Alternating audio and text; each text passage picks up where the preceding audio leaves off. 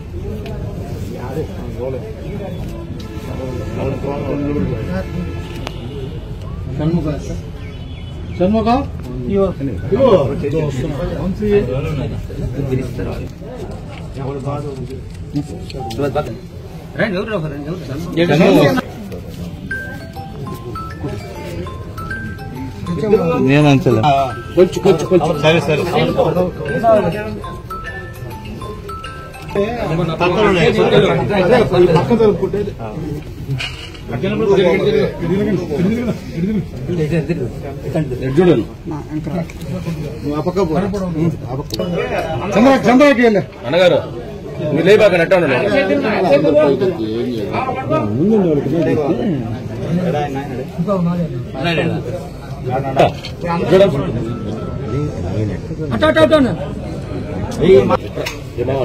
వెనకరా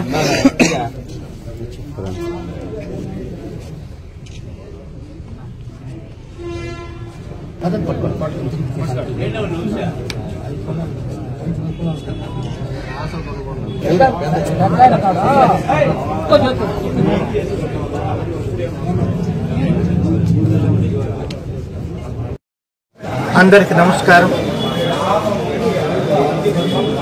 పోలేరమ్మ వారి జాతర వస్తుంది. ఈరోజు షాడుతో కూడా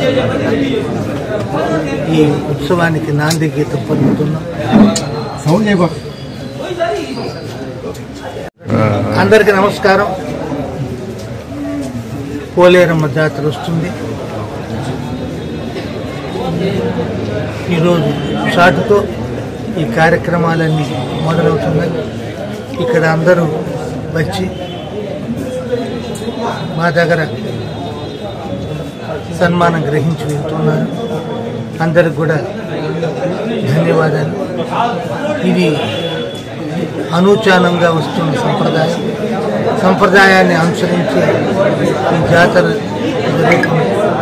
ఈవో గారు వచ్చారు, వారి సారథ్యంలో ఎమ్మెల్యే గారైన కురుకొండ రామకృష్ణ గారి నేతృత్వంలో ఈ జాతర జరుగుతుంది. అందరూ భక్తులందరూ పాల్గొని అమ్మవారి ఆశీస్సులు పొందాలి.